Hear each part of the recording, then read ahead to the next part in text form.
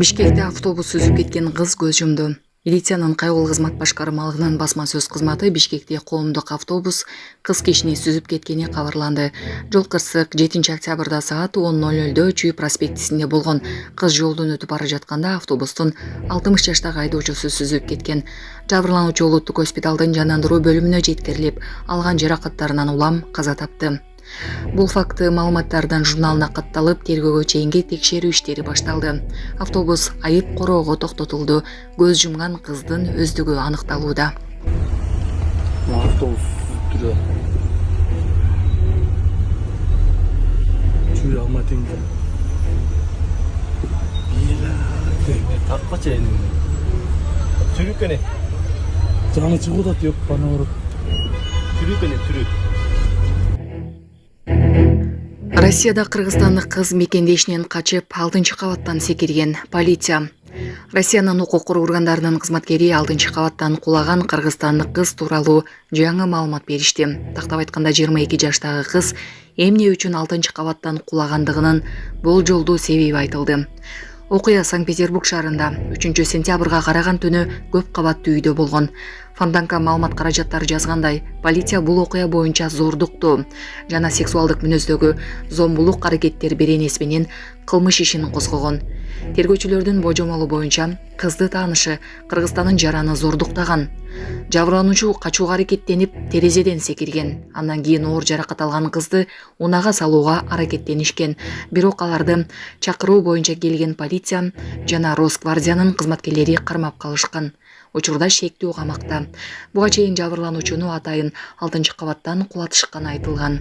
Урматтуу Москва шаарындагы мекендештер, эгерде сизди тиш оорусу тынчсыздандырып жатса, анда сизге Умбем клиникасын сунуштайбыз. Стоматология заманбап техникалык каражаттар жана материалдар менен камсыздалган. Жогорку даражадагы адистер өз ишинин сапатына кепилдик беришет. Хирургиялык стоматология, тиштерди кооздоп калыбына келтирүү, кандай гана оор абалдагы тиш болбосун, оорутпай алып салабыз, жулабыз. Тиштерди кесипкөй чеберчиликте, гигиеналык тазалоодон өткөрөбүз. Брекет системабыз да бар, имплантация жасайбыз. Протездөө, металлокерамика, цирконий жана башка түрлөрдү колдонуу менен сиз каалаган сапатта тиштериңиздерди оңдоп түзөп, салып жана тазалап беребиз. Биздин дарек Москва шаары, ВДНХ метросу, Кондратюка көчөсү 2, байланыш номеру +7925 103 22 55.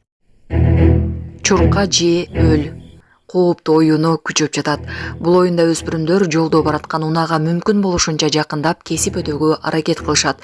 Мындай өмүр өлүм менен ойногон оюнга жаштар аз кырылып, натыйжада унага сүзүлүп жаракат алгандар, оор жаракат менен каза болгондор бар деп айтылат чет элдик басылмаларда. Мындай жаман көрүнүштөрдү болтурбоо үчүн балдарыңыздардын оюндарына көңүл буруңуз. Пакистанда кытайлык автоколонна жардырылып, 2 адам каза болду. Карачиде, Пакистан аэропортко жакын жерде Кытай каржылаган Пост Касем Electric Power энергетикалык компаниясынын автоколоннасы жардырылды. Бул тууралуу чет элдик басылмалар жазышууда. Кытай элчилигинин маалыматы боюнча жардыруудан 2 кытай жараны каза болгон. Пакистан тараптын маалыматы боюнча 10 адам жабыркаган, алардын арасында пакистандыктар да бар.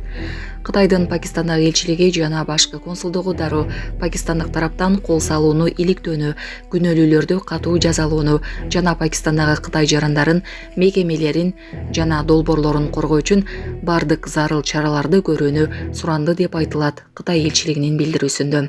Дипломатиялык өкүлчүлүк кырдаалды теракт катары баалаган. Маалымат каражаттарынын жазганына караганда жарылуу кытайлык инженерлер жана инвесторлор унааларында бара жаткан учурда болгон.